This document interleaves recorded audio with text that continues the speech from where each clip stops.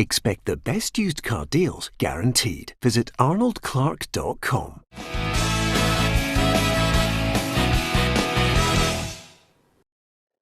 Welcome to Peter and Roughie's football show, sponsored by Arnold Clark. I'm Peter Martin, Allan Rough, Hugh McDonald and Steven Naismith with me here on today's show. Delighted you could join us. Hit the follow on our Facebook. You can share the stream, and if you're on YouTube, hit the subscribe button. We'd be delighted that you could join our football family and talk football. Talk Scotland. We'll talk about Allan McGregor, Scott Brown, Dave Cormack. All the comments coming from them today. We'll hear from John Kennedy as well. You can give us your view on some of the burning issues in Scottish football and beyond. So with that in mind, Roughie, we're back 4-0 against the Faroes. Yeah, good performance, very positive in a lot of areas. Good result, a solid result, not conceding anything. I thought it was an 8 out of 10 for me, basically because it was the Faroe Islands were playing. I just thought defensively they were getting too many chances against us, and you would have thought a better team might have capitalised on some of them, but that can be tightened up. But midfield going forward, and isn't it fantastic? We've now got a centre half who overlaps. An overlapping centre half. I've never seen it in my life before. Kieran Tierney, absolutely magnificent, getting down the park and putting quality balls in there. And I was quietly pleased for McGregor as well. I thought McGregor pulled the strings a wee bit. We were talking about that the other day. Nobody was sort of making the forward passes. I thought he did particularly well. And a good save for Craig Gordon. Good night all round. What did you make of it, Steven Naismith? I think great start, obviously, with the early goal, but from that moment on, you just generally expect, right, we'll go and steamroller them now.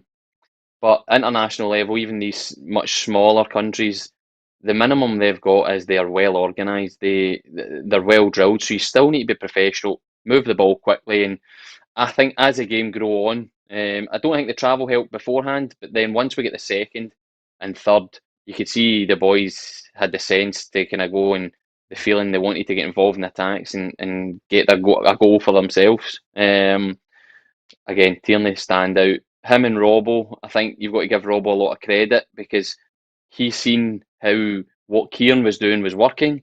He didn't then try and, I want a bit of that. He was intelligent enough to either stay wide or come right in the pitch. They two worked fantastic. Adams, I think, it suited him having somebody he knew was going to hold the ball up around him. He just buzzed about, and when he's driving at defences, he's so much more, and you can tell he's so much more comfortable, and great for him to get a fantastic goal as well. Are we in a better position now? Is there a bit of optimism around it all, Hugh McDonald? Well, it's still hugely difficult, Peter. We know, to get out of this group, the Tartan Scarf, the excellent Tartan Scarf podcast, did a survey of the history of 6-team groups, and it showed that to get out of a group, you've got to get 21 points. Now, after the start we've had, to get 21 points, we've got to beat Israel at home, Moldova home and away, Faroes away, and then get 4 points from 3 games against Austria and 2 against, the 2 against Denmark. That's a tough ask, Peter. It really is. In a World Cup qualifying group, we can look back under Gordon Strachan's reign or a Euro group. One result can do you, and I still fear that not so much the Austria result at home, because as you know, last week I predicted that. I fear that the Israel result away can come back to haunt us. But having said that, I was pleased with the second half performance against Israel. I thought we were on the front foot. And I was really pleased with the Faroe Isles performance. I know there was a lot of moaning early on in social media, but as Stevie said, these teams have got to be moved around and weakened before you can actually go for the throat. Okay, here's 5 things that Gabriel Antoniazzi noticed about last night's game. Scotland moved up to second in their World Cup qualifying group with a 4-0 win over the Faroe Islands. Here are 5 things we learned from the game. 1. Kieran Tierney is the standout star. The Arsenal defender has been the most consistent player across 3 matches in March, and he recorded 3 assists last night. His link-up with Andy Robertson is proving doubters wrong in his overlapping centre-back role. Would you play Tierney further forward than Captain Robertson? 2. Scotland can reach the World Cup. The Euros are now the main focus, but Scotland have a real shot at making the Qatar 2022 playoffs. There are tougher games to come, but there's no reason that this team cannot finish in second place behind Denmark, with the belief and ability evident in the squad. Do you think they'll make it? 3. John McGinn is a goal machine. The Aston Villa man scored a brace last night to take him into double figures for the national team in just 32 matches. All 10 have come in his last 16 appearances, with him playing in the advanced midfield role behind the strikers. Is number 10 McGinn's best position? 4. Clark is wedded to 3 at the back. This was seen as a game where Clark could experiment with the 4-2-3-1 formation that was used to great effect against Israel in the second half on Sunday. However, he chose to put 2 strikers up top and attacking players across the midfield, whilst continuing with 3 at the back. This is surely the formation Clark will use for the opening game at Euro 2020 against the Czech Republic. 5. Ryan Fraser is the utility man. Fraser has 3 goals in his last 3 starts and is trying to make himself undroppable to the manager. He can play on the left wing or as a second striker, but was used as a right wing back last night and excelled, albeit against not tournament standard opposition. Fraser's form will give Clark a selection headache before the Euros. Yeah, just going to ask you, Stephen, is Tierney obviously is a standout and everybody's raving about him, but are there other players there that played last night that you think will give Steve Clark options? And is there still, even at this point, for the Euros and possibly the other World Cup qualifiers, 1 or 2 players that you still think could come into the equation? I think it definitely gives the manager options. He now, even goalie all the way to attack, options-wise, he's probably not been in a better position in terms of competition for who could realistically come and start the game. So that is a massive plus. I think the manager have a core 16, 17 players where, if you like, they're on the plane. But that last group of players, there's definitely ones, because Ryan Jack wasn't in this squad. James Forrest had a long injury. They're probably the 2 biggest that you would say they've got real chances of being in the squad. So there's definitely that small group that have got a chance, and then whoever performs from now to the end of the season, and on top of that, different things and with players being injured and stuff like that. But guys like Scott McTominay, who slip into a defence, comes into midfield during the week, and it's just fantastic options for the manager. I think I wouldn't get too bogged down in terms of how he's going to play. I think his comments after the game about how he thought they would dominate possession, so he put Scotty and Tierney at the back that they could step in. He's going to be open to change depending on who the opponents are. So we're in a very healthy position. I firmly believe that this group will come down to our games again with Austria and Israel. And if any of these 3 teams can take anything off of Denmark, because Denmark are going to be the ones that do run away with it. Mm. Yeah, but here's the positives from the Scotland manager, Steve Clark. Well, we've always got positivity. We sometimes get a little trickle of negativity coming from other areas, but within the camp, we're positive. We think we're a good squad. We think we can be a good team. We know we have to improve. And the spirit within the camp is good. So what's not to be positive about? It's 5 points out of the first 3 games. It's good. We've got the Euros to look forward to, which is the first time in 23 years we can look forward to a major tournament. What's not to smile about? Yeah, listen, Roughie, we want to smile, and I think sometimes people are guilty of selective hearing when we, make a call, an opinion on the overall picture of Scotland performances. And you and I have been here, and Hugh's been there a million times. Stephen, of course, on the field of play knows this. We've been in this situation, Roughie, where we've watched a team, a squad full of positivity under Gordon Strachan, but there are performances which actually, in the end, let you down, that scupper your chances of getting to certain places. And I look back on the Austria, where the just took us a while to get going. Again, Israel, it took us 45 minutes to wake up. If we'd be more aggressive, if we have that bit of about us, then maybe we wouldn't be in this situation of thinking, we can make the playoffs here, we can finish second. Yeah, I think we all know down the line we're always there or thereabouts at the end. It's always maybe down to the last game where all the pressure's on, and lo and behold, we have to beat the team top of the section. That's why we're all a wee bit worried about points we're dropping here and points we're dropping there. I think the manager's right. We're sitting with 5 points. I think we should be sitting with 7 points. And they 2 points would make a massive difference at the end of the campaign. I thought we should have beat Austria. I know they're a good side, but we're at home advantage.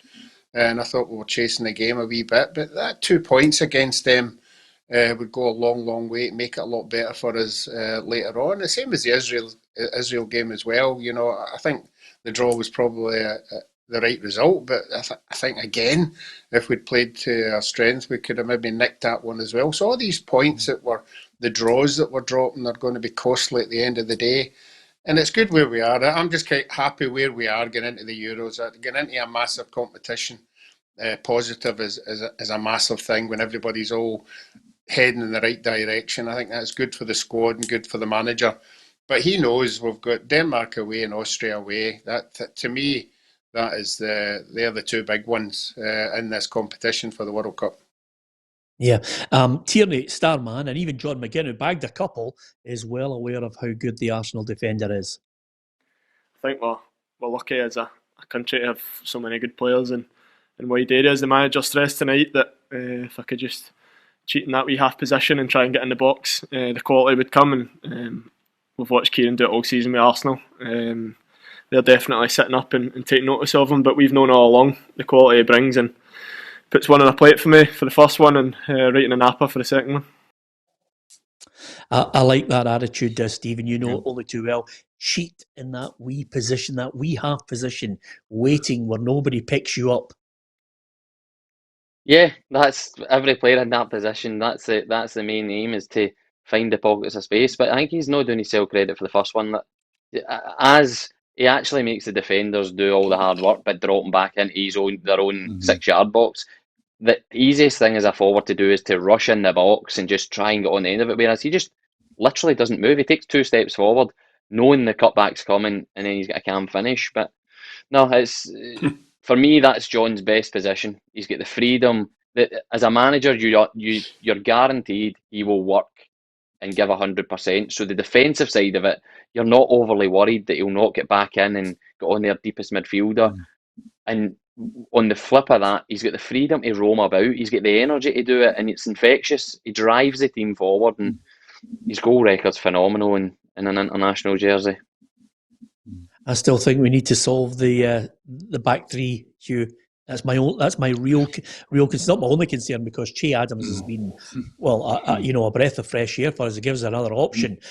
Certainly the way he took his goal, dragging the ball with the base of his boot, finishing it, which is something we love to see. But again, you've got to do that against better opposition. But the back line for me is my real worry. Yeah, and it's one of these ones, Peter, that it has to be make do and mend. It's not a club side. You can't go into the international transfer market and say, do you know what? We've got a glut of midfielders here.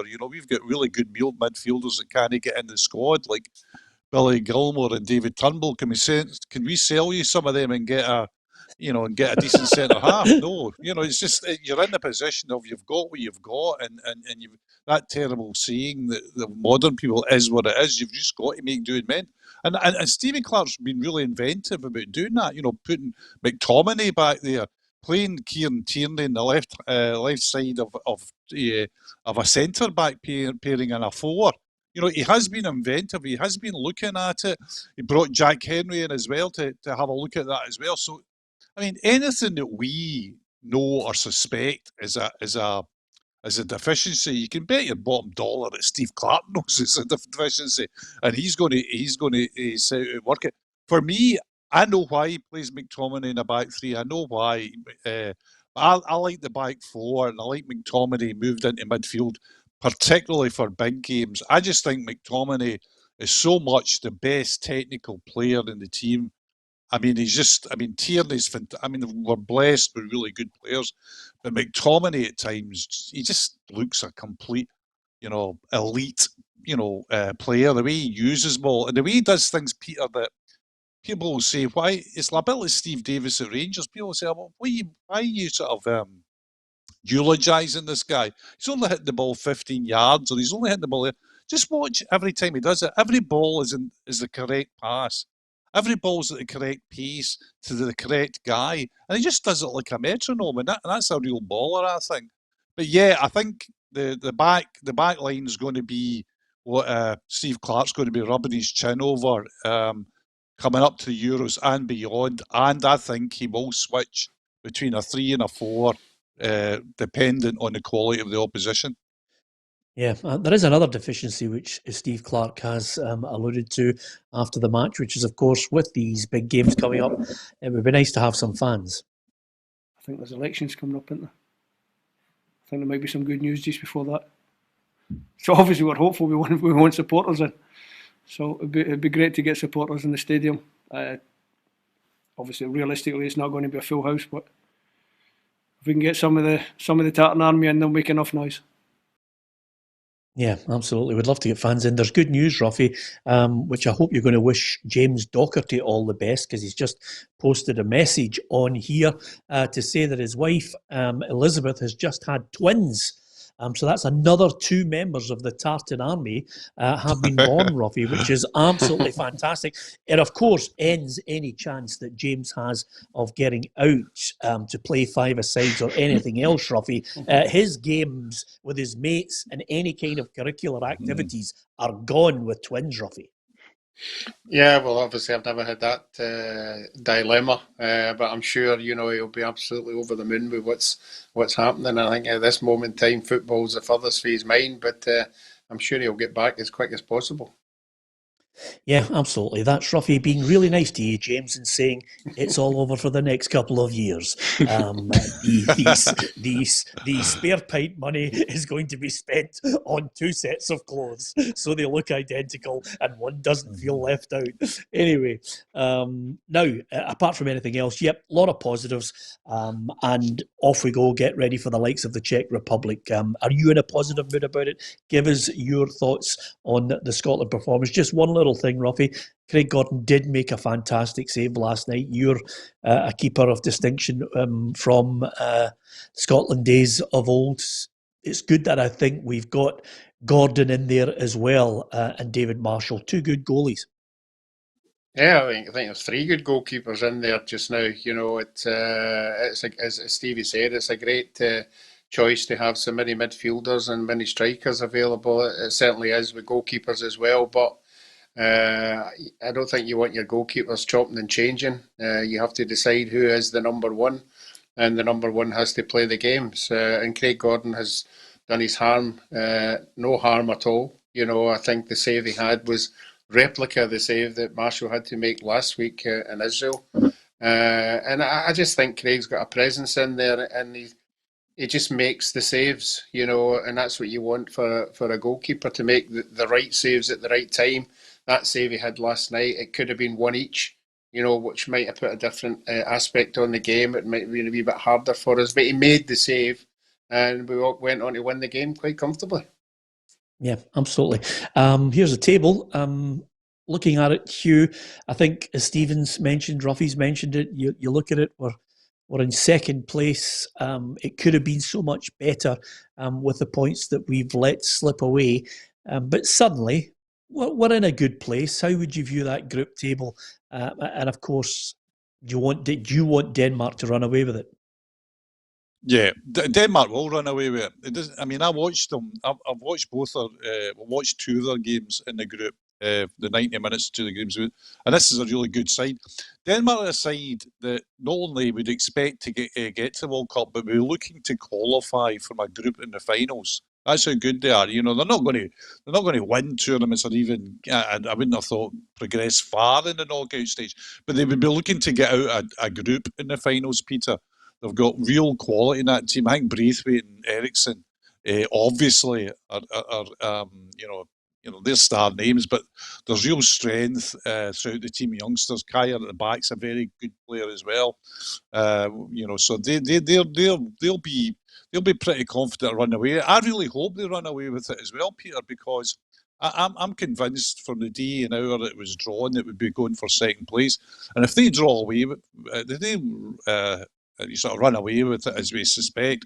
The last game's at Hampden, and I'm not saying they're going to down tools and all that, because that would be preposterous. But they might not just have the edge that they would have if they needed the result.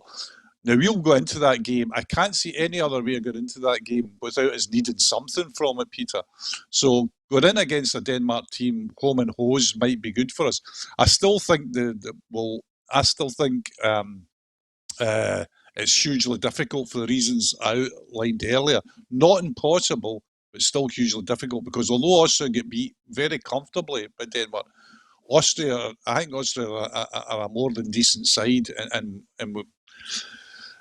I think a draw. We're going to have to. I think we'll have to go to Vienna and get something as well, Peter. So it is difficult. Yeah, Stephen. Just a last point on this before we move on to other topics.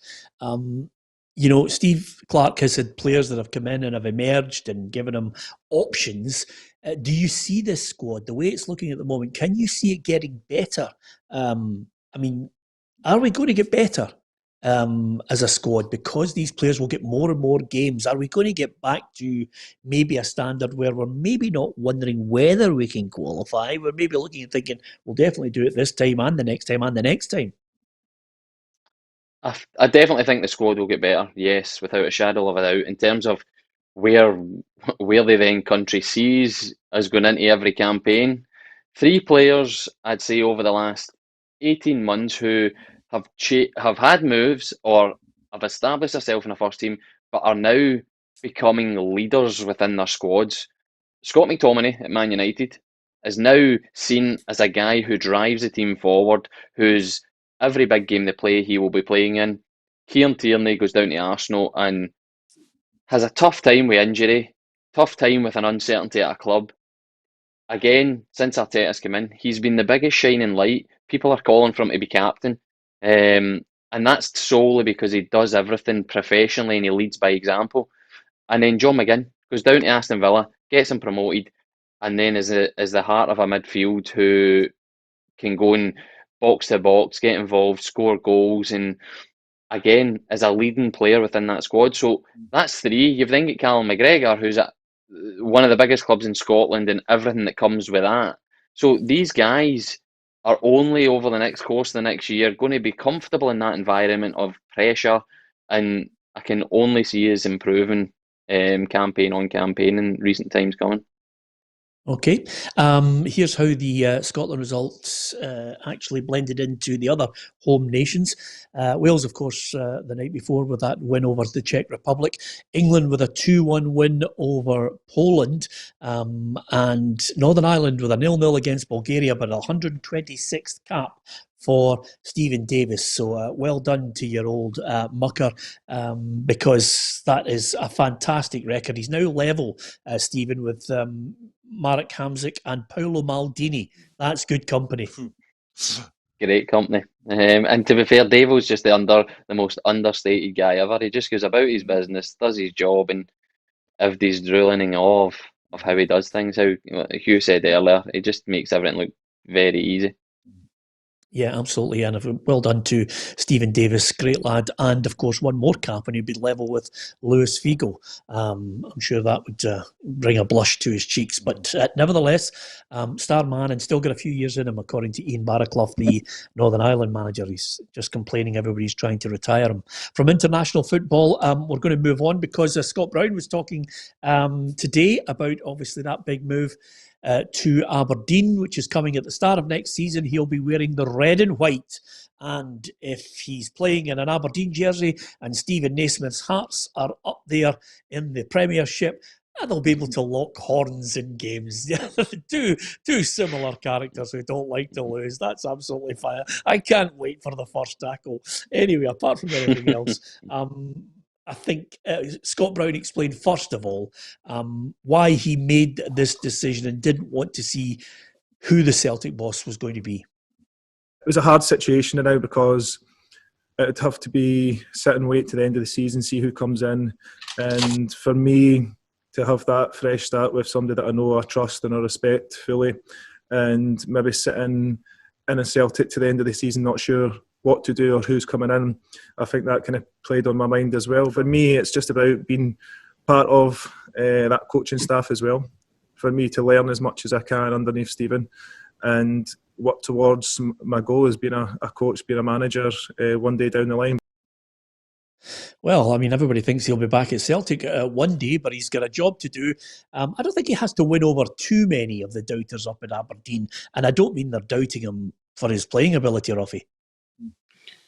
No, I think they know what they're going to get. They're going to get a leader. They're going to get a winner. They're going to get somebody who's going to make everybody else in that dressing room raise their game, and he's going to make sure that they do, because he's not going to suffer fools gladly, and that's what the fans will get as well. They'll get somebody on the park who's going to go into 50-50s to win it for the club, for the team and his teammates, and that's what you're buying, and that's what they're getting. John Kennedy, the caretaker boss, says it'll be sad to see him go. An opportunity to present itself with someone who knows well, and Steven, and he's taken that. So I've had conversations with him. Loved for him to spend more time at the club. He's been such a huge figure here, and not just Celtic, but in Scottish football. But alongside that, it's been at Celtic and a huge part of that. So again, disappointed we'll lose him. But again, life goes on, and we've got to look forward as well. Yeah. One thing that has to be said, Hugh, and I think probably I've got an insight into this. Steven will know. Roughie, yourself may well, with your experience with Scott Brown, the perception and the reality of the boy are totally different.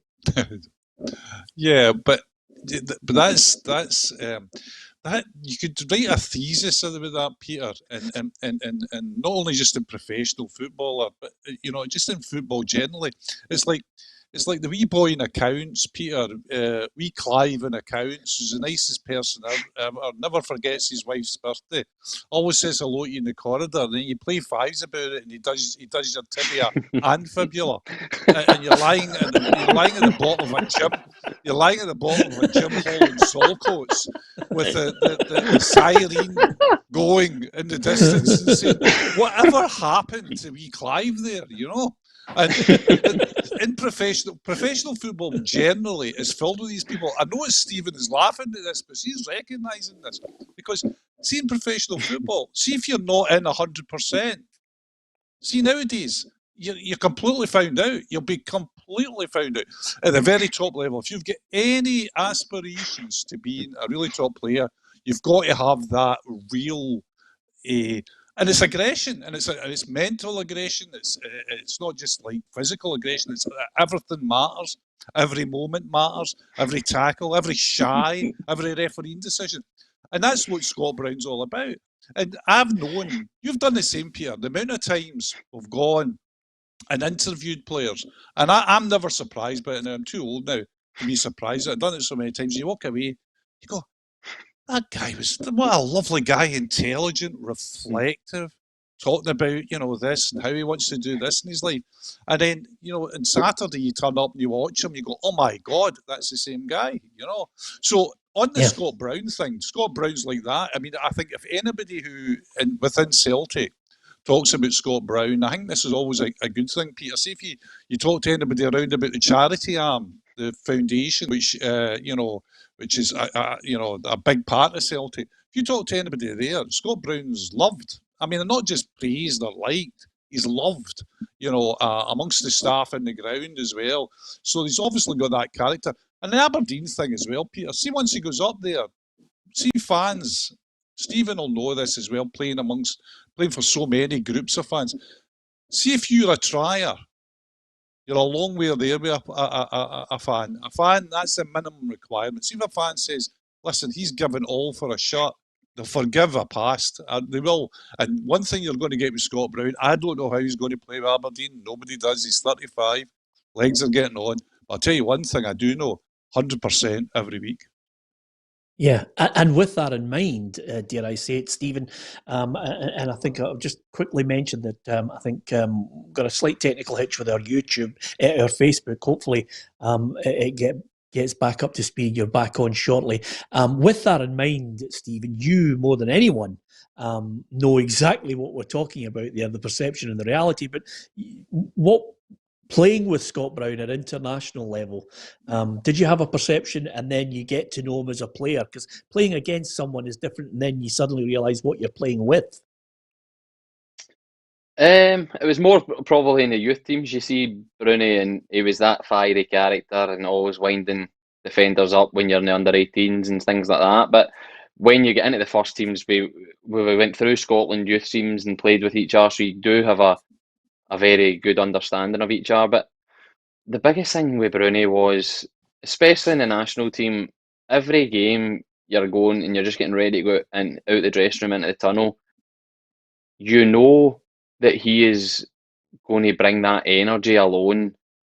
That, again, you talk about being so infectious. That's what it is. He organises.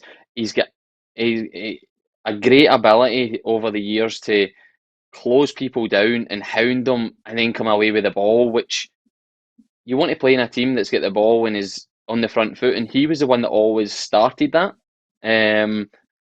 So going into games, you always loved knowing that Bruni was going to be there and he was going to be a guy who's going to lead you forward with, first of all, his energy and his tenacious attributes, but then he had the quality on top of it. So going to Aberdeen now, the biggest thing he'll bring is his experience, and as funny as it sounds, a calmness, an understanding of Aberdeen being one of the bigger teams in the league. So when they're playing against the teams that are sitting in, he'll bring a calmness and an organisation to say, listen, we don't need to win the game in the first minute.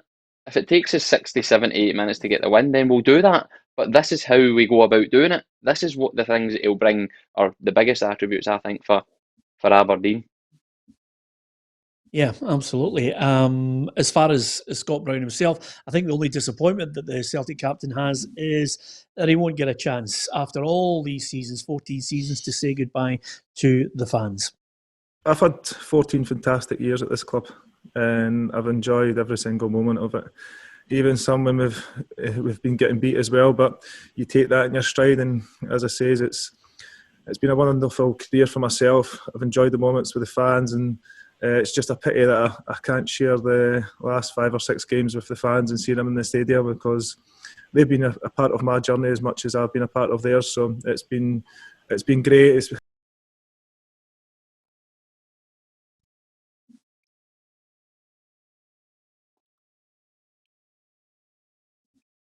Yeah, I think overall,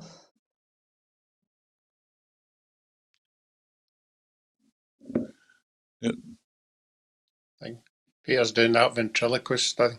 Is he doing? I think he's away to take any Clive that worked in accounts that Hughes ever worked in. He's putting in a police report about Clive to his stuff. I thought it was interesting there, like Steven, when you're talking about him going up and giving something to a team, I always think that players coming from big clubs have got something, and you don't want to call any of the clubs you've been at a smaller club, but I think Celtic and Rangers does equip you for going to clubs and telling people what it's all about. No matter what anybody says, that's 100%. The demand and the absolutely.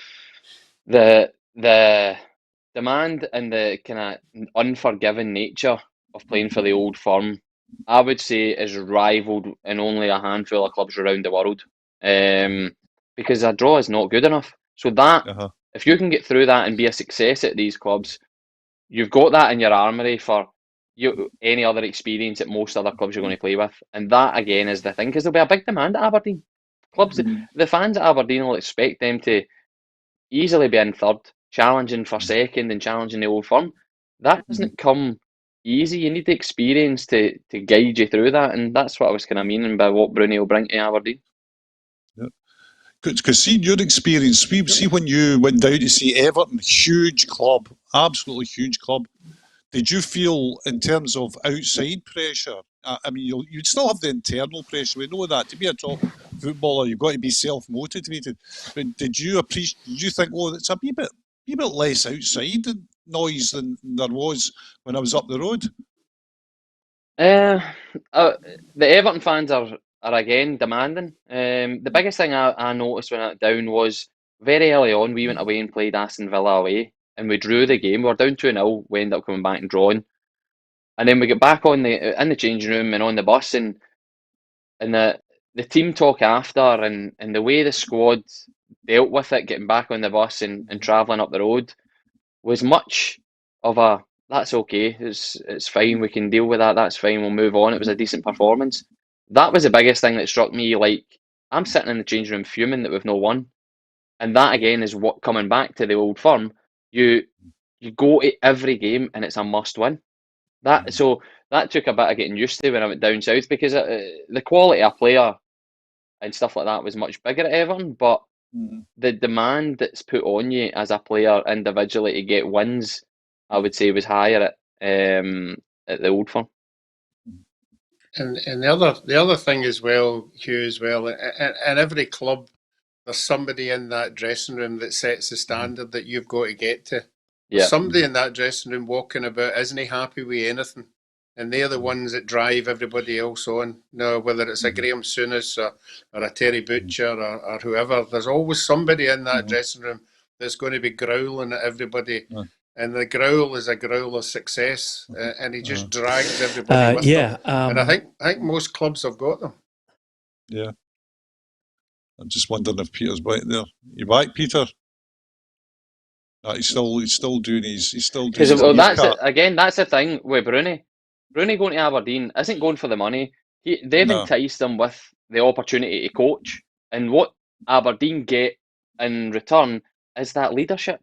100%. That it's invaluable for most of the first team, but probably more so all the young academy guys that are coming in full time, to see what it takes to get to the top, because so many come through the youth academy into clubs' first teams, and what they're seeing is a lot of the time footballers who their limit's going to be the SPL, and they're seeing that and thinking, oh, that's what we need to do. Whereas Bruni will come in and the guy's won every trophy going in Scotland, Hall of Fame for Scotland, and captained his country, so they will understand straight away he's in the gym early before training, he does this, he does that. After training, he's doing extra. That will all play a big part in what he brings to Aberdeen. See, when you were coming through, Stephen, who was the big guy? Who was the big guys that you were very young coming to Rangers. Who was the big guys that you learned from? First of all, at Rangers, the biggest influence in me player-wise, I would say, was David Weir. And it's funny to say that because he's a centre half and things like that, but it was the way he conducted himself off the pitch. I was always, I think for me, the running about and the 100% attitude was easy for me to come to me. But living as a professional, and that's not a professional just when you turn up at training and then when you leave the building. It's when you go home in the afternoons, it's how you prepare at nights, it's what you do straight after games, it's how you eat and how your diet is. It's all these things. So I think Davy Weir was the biggest influence in me in that time. And then actually another massive influence I'd say over the years was Sylvain Distin at Everton. He was a guy who was 30. I got on great with him, so best professional I've ever seen. But he was like, I only really became real professional when I was 30, and he played on he was 38, 39. And that was again down to routine. Morning, afternoon, and evenings, his routine was spot on. What were you, Roughie? What was who's the big groaner? I think every club is the same. I have to hold my hands up and say that the way that Stevie's players, the modern day player, didn't live the same life. There was no way we lived that kind of life, that professional life that the professional players do. I mean, you just have to look at that Jack Charlton documentary and talking about the Republic Island players, the way they lived their life. There was no nutrition, there was no looking after diets or anything like that. And that's the way ahead now. But I mean, it didn't stop good players not being great players. But for the dressing room sense, it doesn't matter what club I was at. If it was Partick Thistle, it'd be somebody like Benny Rooney who'd go about being obviously the experienced player. If it was at Hibs, it'd be John Blackley or Jackie McNamara. And if it was Celtic, it would be Roy Aitken. The point is that there's always somebody at a club that sets that standard and doesn't let it go under that, and you have to be with them. They just drag you along, and that's what Scott will do up at Aberdeen. I mean, in saying that the Aberdeen players are going to get a shock. They're going to get a shock. Yeah, You know, see, the one thing as demands well, that he'll set on them. more so for the younger players, right? All they sometimes need is a guy to communicate with. It's not even to talk football, it's to make them feel comfortable in that environment in terms of when they come up. A young player gets called up to train with the first team for the first time. Bruni's the type that will be first over, make them feel welcome. And what that does for young players is give them that bit of breathe out moment that they can go into training and feel comfortable and feel rather than being uptight and concerned, oh no, it's my chance, it's my chance. Bruni's the type of character that'll be first over to talk to them and make them feel welcome. Again, it might sound very small, but that's the difference between a young boy going up and having a great session, manager likes him, I'm putting him in the first team squad to build him and develop him. And again, it's another angle that Bruni will be good at for Aberdeen. Yeah, well, they're trying to smooth the way for him anyway, because obviously last night Dave Cormack had a Q&A, 2 nights ago, I think. Last night, no. Had a Q&A to chat to the Aberdeen fans, just basically to try and answer as many questions as he possibly could in an honest and professional manner. Certainly wanted to smooth the way for Scott Brown's arrival. Questions asked about his backing of a former Celtic player in Tonev, who basically was involved in an altercation with Shea Logan, where accusations of a racist slur were made. He was banned by the SFA for a number of games, and the Aberdeen fans clearly wanted to ask Dave Cormack about that situation where Bracht, his teammate. There's no issue between Shea and Scott. Both are tough competitors on the field. Rightly or wrongly, players invariably support what their teammates say to them. That does not make them guilty of the crime their teammate is then punished for. In Scott's case, we all saw Scott just on the spur of the moment go over to Glenn Kamara and show solidarity with him when they played Rangers. Scott has led players of all backgrounds for the best part of 15 years. He is totally different off the field to his on-the-field character, as many people will know. Yeah, I think he was really kind of backing him there, which was nice to see, Roughie, on this whole issue. Yeah. It was a thorny issue at the time, and I don't think Tonev covered himself in glory. But you only have to look at the way Scott Brown, tenacious on the field, but the Glenn Kamara issue sums him up perfectly. And there are other things that I could cite all over the last 14 or 15 years. Yeah, we've been doing it for the last 20, 25 minutes, telling everybody, you know, well, like the guy is, you know, not only on the park, but off the park as well. And that's what the Aberdeen supporters will grasp. You know, they'll grasp it in the first game. He wants to be a winner, and he wants to see their club being successful. And that should be good enough, you know, to move on from any doubts that they have, because he'll soon put their minds at rest with the performance he puts on the park. Yeah, and as far as the potential candidates for the manager's job, 8 apparently in the running, and Dave Cormack said Stephen Glass was the best of them. We filtered through a long list of candidates, and we've approached a few ourselves. We interviewed 8 candidates, mostly all of who were what I would call an emerging talent fit. There were 4 outstanding candidates, and ultimately Stephen was chosen by the board as the coach we wanted to manage Aberdeen. So he's got the nod. He's going to have to sign a certain calibre of player. We wait to see if it'll be up there with the standard of his coach and player in Scott Brown. But certainly Aberdeen fans, I think, are getting excited about what could be a new era, Hugh. Well, yeah, I mean, there's a real sense of freshness. I think the expression is Dave Cormack might be slightly disingenuous with his answer.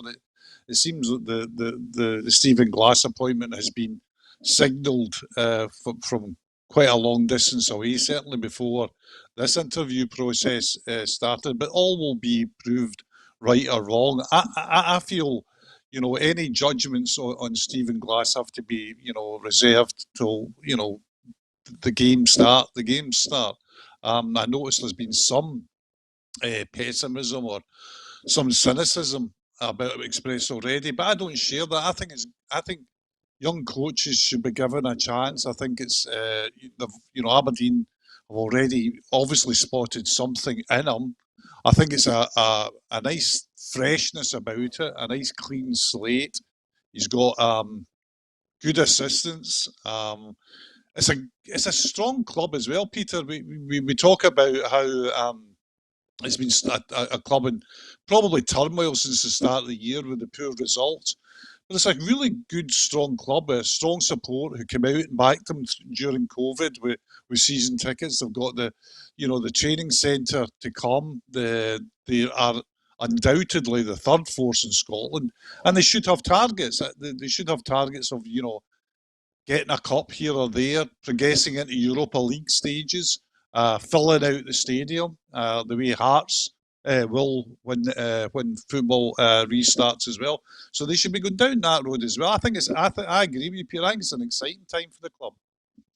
Yeah, absolutely. Listen, it's an exciting time for Rangers fans. They'll be looking forward to, hopefully, fingers crossed. I think if we get some fans in, then Rangers fans might be able to enjoy the trophy being handed over, Stephen, which would be good for a small amount. But I think they'll be heartened today by the news that Allan McGregor has decided to extend his stay at Rangers.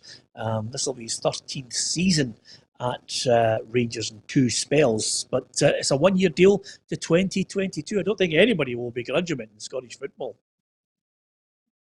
No, and I think it was more about what Allan wanted to do rather than is he going to get offered a new deal or not. I think he's been tipped to be the player of the season. And what he's done alone just in this one season to drive Rangers to the title with some of his saves and performances, that it was a no-brainer. But I think it goes back to, in my time at Rangers, Davy Weir went year in, year out, just signing 1-year deals, and him and the manager had a conversation at the end of the season if he was going to go on again. And for Davo and for Allan McGregor, I think that is similar situation. How are you feeling at the end of the season? Can you go again? And because they're two massively influential players within that squad. So great news for Rangers short term, but I think in the background they'll also want to kind of be looking to see who can come up and learn from him. Yeah, absolutely. The experience that he has and his performances this year as a goalkeeper have been sensational, Roughie. Yeah, he's definitely going to be in the 4 for the Player of the Year. There's no doubt. With probably another 3 Rangers players, so we'll have to wait and see how that goes. But the saves he's made in Europe, and as Naisy said, he's another match-winning goalkeeper who can make 5 or 6 saves whenever he likes, but he makes the big one, and it's the big one that wins you the games, and that's what he does, and that's why they were desperate to get him on another year, and I'm sure he'll enjoy every minute of it. Yeah. Downside, we like to see people getting awards, Hugh, but the downside today, and I feel really sorry for him, is Callum Davison. He's been awarded the SPFL Manager of the Month, which, as you know, is the kiss of death, because he secures a top 6 place, unbeaten in the month of March, 2 wins and a draw, wins the League Cup into the bargain, and then they throw this Manager of the Month at him. It's downhill from here, as Dave Martindale will also back it up. That's right. I mean, you'll see Callum scrambling around the ground, looking for the pin to put it back into the grenade. It seems to be the good thing about it, though, Peter, is that I'm not saying these people are competitive and these people are ambitious in elite football. We can, they'll be out to every day and every moment's a challenge for them. But basically, just stepping back a wee bit, the season's really, the achievements in the season are over for St Johnstone to a certain extent. They've won a cup, which will never be forgotten. It's one thing about being a supporter of a less glamorous club. You might win fewer cups, but when you do, that's legendary status. That's you into the club's Hall of Fame. They've achieved what they would have set out to do at the beginning of the season, to get into the top 6. So he's ticked 2 huge boxes, and he's done so after a period of real kind of challenge at the beginning of the season, coming in after such a great manager for the club. He had everything to prove. There was really sticky moments at the beginning of the season, and he's come through them superbly well. He's obviously a top-class coach, and now he's turning into an influential manager as well. So it's an award that he can put on the mantelpiece, because the rest of the season, he'll not see it this way, but all the achievements for the season really have been ticked off. Yeah, absolutely. Well done to Callum Davison for the award. Listen, we delve into the championship because obviously news coming out today, Christophe Berra, when he leaves at the end of the season, he'll stay on a part-time basis to do the under-16s and take the coaching at the under-16s at Tynecastle. It's hard to believe, Stephen, Hearts 6 points from the title and they're calling for the manager's head. Yeah, it's been a strange season. We had the demand of being runaway leaders and the league's wrapped up from day one, having to deal with that as a club. And early on, our performances were very good, but in recent times, and especially the two cup competitions, it's been far from good enough. And that's the standards at the club we have set over the last 2 years, especially in the cup competitions of 4 semi-finals and 2 finals, to limp out in early rounds in both competitions, not good enough whatsoever. And I think what that also kind of brings anger to everybody is that we then followed that up with a disappointing result at the weekend. And the one thing I would say about the weekend result was the manager is kind of he's helpless in the fact that all 3 goals were from individual mistakes that have cost us massively. But that's been the story for the last couple of seasons. And these are the things that need to be riddled from the club as quick as possible, because it's a club that's got a fantastic structure. It's got great facilities. But what comes with that, and we've spoke about it today in the show, is the demand. The demand and what the fans expect. I wouldn't say it's unrealistic, and I don't think it's over the top. But the players need to deal with that, accept it, and embrace it. I think top players, we've talked about it again, top players deal with it, and players that can't deal with it will lose concentration, lose confidence, and inevitably not survive in these situations. Yeah, it's a tough one to call. There are 2 issues here, which obviously I'll address. One of them with you is, the manager, he's tough enough, big enough, and the buck stops with the manager. How is he handling all this pressure? For the squad, it's been much of the kind of same in terms of we've got games to win here. We're in a very good position to go and win the league with some games to spare. We now, as a group, need to embrace that and enjoy it. The last 3 games won't have shown that. But the manager, like you said, he's been in the game long enough. He understands that pressure's coming when the results haven't been anywhere near what's expected. So but in terms of his build up to the game and that we're still going about our business as normal in terms of researching the squads that we're coming up against and working on the way the manager wants us to play.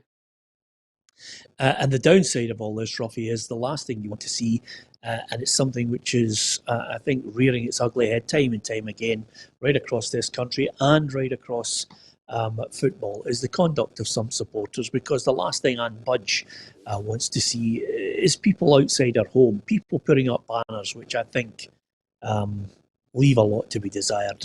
In fact, disgusting at times. Yeah, we spoke about it on numerous occasions here. When you're a supporter at a club, I think everybody would like to see you supporting the club through thick and thin. But unfortunately, the support haven't been able to get into any games. They've not been able to voice their joy or their sadness or whatever. So some individuals are taking it upon themselves, to go out and protest, and everybody has a right. But in this day and age, I would prefer you wait until the end of the season. You wait until what you achieve, and then sit and decide, whether you want to protest or not. And unfortunately, that's not the way football works. But that's the way I look at football. Your players and your managers start the season, and at the end of the season, you get judged on what you've done. And as we say, as Stevie was saying, that more than likely going to win the league, and I'm sure that most of these supporters who are protesting at this precise moment in time, when Hearts eventually win the league, will be joyous and celebrating, and they'll move on. But as Stevie says, everybody at the club will know where they have to strengthen next year and what they'll have to do better. But enjoy the moment, because it's a fantastic thing to win a league. See, just on that, Peter, see, Yeah, the one of thing course. about Anne in terms of the club, in any experience I've had with Anne, all she wants is the best for the club. And that's proven in what she done 5 years ago. Yes, there's been mistakes made and decisions haven't went your way, but that is part of football.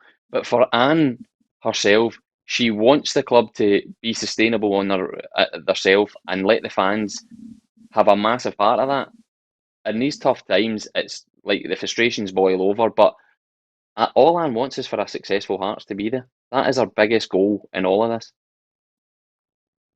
Yeah, absolutely. I agree with Stephen. I've sat down on a couple of occasions with her and interviewed her, and I think she's basically run that club the way she would run it. I think her values and her morals and the way she's gone about it, she has made mistakes. I think you and I discussed it ad nauseum last week, some of the mistakes that she'll hold her hands up and say, I got it wrong. And again, that's part and parcel of football. I think you're incorrect. Just before we go, Hugh, day goes by when I look and I see a face of somebody who's going to be next Celtic manager because the bookies have declared it. Take of the House situation. Suddenly he is looking over Celtic to see exactly what's going on there and whether it's right for him. Yeah, the Celtic thing though, Peter, you and I will know that we've been making an awful lot of calls on this, even though I'm not in the front line of journalism now. I'm still making the calls, and what Celtic have done with this is really been kept everything mostly under wraps. There's little things that have slipped out in the last week. And this might be an idea that the kind of dam is breaking in terms of information. So a couple of things that have slipped out this week. One was Lucien Favre being interviewed for the job. So that's copper bottomed, and that was a good story from Stephen McGowan in the Mail, strong story. And then the stuff from the Sun this week that they've obviously got from a source that Eddie Howe has been talking to, quotes, someone about the Celtic job and doing his due diligence on it. It wouldn't take much to decide if he's sitting in England talking to another manager in England about what the Celtic job is about. I wonder who that could be, but we could join the dots there. So it looks as if he's under consideration as well. I think. Well, Hugh, the other thing about it is right now Sky Sports have announced that he's been approached by Celtic. Well, they're obviously, that's again when I was talking about the dam being burst. The more information will flow that, because what happens when people are strongly identified, to give the viewers some indication of how this business works, as soon as Eddie Howe's put in the frame for this, Eddie Howe's not going to say anything unless he's best pals. So what you try and do is get to Eddie Howe's best pals. You try to say Eddie Howe's best pals. Listen, I don't want you saying in here, right? Don't say yeah or nay. But I'm going to write tomorrow morning that Eddie Howe has been approached for the manager's job at Celtic. Will I be sued for that? And then if the reply comes, no, I don't think you'll be sued for that. Fine. Laptop open. Open Word. Buy Hugh McDonald and start clattering. Yes, absolutely. And if you insight. Don't believe what Hugh is saying, it's fantastic. But if you don't believe what Hugh is saying, what you have to do is, it's men. It's the principle. There's someone in a darkened room, in a car park, who just basically whispers the information you need to hear off the record, and then the cat's out of the bag. But it's simple. See, Peter, sometimes it's as simple. Peter, sometimes it's as simple as not getting it denied. It's yes, absolutely. And saying, you're Eddie Howe's best mate. You know if Eddie's been approached for this. If I say Eddie's been approached, well, I've been talking nonsense. And all I've got to say is, well, you wouldn't be talking nonsense. Thank you very much. Yeah. And it happens in the football world. It happens all over when you're chasing a transfer. You go to an agent and you say, I understand your player's going to Celtic. And he says, well, I couldn't possibly comment on that. And you say, but if I wrote it, what would you feel? And you say, if you wrote it, I think it'd be a reasonable thing. Right, thank you very much. Yeah, absolutely. Roughie, you were going to say something. I can always No, I'm tell just saying, Hugh doesn't know the problem. Hugh doesn't realise the problems that these stories that get written in the paper cause you some bit of grievance. I remember a time when Alec Cameron printed in the Daily Record, Alan Rough will be at Man City tomorrow morning. He can pack his bags. And when I got home for training, my wife had packed all the bags. Ready to go to Man City, so sometimes if you're not in the football world, you've got to take these things. listen, I'm going to jump in here, Peter. Roughie's wife's packing his bags and nothing about him going to Man City. Roughie's wife packed it. Ruffy's wife used to pack his bags after every weekend. To be perfectly honest with you, I think the headline 2 days later is Ruffy's wife wants to batter Bertie Auld for denying him the move. That's the headline 2 days later. Yeah, absolutely. Listen, we know the way it works when you're chasing stories and how you can try to get to the bottom of it. But on that basis, Roughie, we might as well get the quote from you for the show. If it is to be Eddie Howe, how do you think he will be perceived by Celtic fans, and is it something that is showing ambition and the way ahead for Celtic? It's a difficult one, because obviously all his stuff he's done down in England. He's been at a club that is prevented from getting relegated on numerous occasions. He's a young manager. They might see him in the same mould as Stevie Gerrard, that he could bring that youthfulness to the club. It doesn't matter. All these names that have been mentioned, any of the Celtic supporters that I know haven't went, wow, I can't believe we're getting him. And that's that. I think that's the candidate that's up there. There hasn't been that wow, and maybe that's because Brendan Rodgers did what he did, and previous managers like Martin O'Neill and Wee Gordon and even Lenny. But everybody, the 5 or 6 that were getting named this morning, I don't think everybody was went, wow, I can't believe we're going to get him as a manager. Yeah. Hugh, how do you think he will be perceived? I think he'll be perceived quite rightly as a very good coach. I think if you talk to anybody that's worked with him and played under him, he's a man that is very precise in the way he coaches. He'll be very detailed and organised in his teams. I think the other side of it though, Peter, is he will not have a clue what he's stepping into. He may think he has a clue, but he won't have a clue.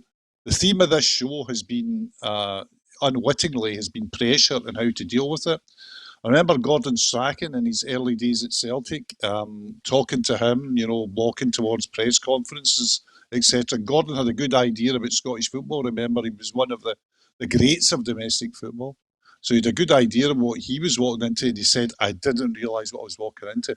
And he was coming from Southampton, having taken Southampton to an FA Cup final, so he'd already been a successful coach as well. And he said, at Southampton, I'm playing Manchester United on a Saturday. I do one press conference, and there's 5 guys at it. Today, when we were walking up the steps of Celtic Park, we're playing Ross County tomorrow. I'm now walking into my 5th press conference of the day. So that gives you an idea of the expectations and pressures that Eddie Howe will be under when he comes to Celtic Park, and he'll have to learn very, very quickly how to deal with them. Okay, again, everything will be confirmed. If it's Eddie Howe, you can give us your view on it. Good luck to Stevie at the weekend. It's Dunfermline away from home. And of course, let's hope they can bounce back. Thanks to Roughie, thanks to Hugh, thanks to Steven Naismith, and thanks to you for watching the programme today.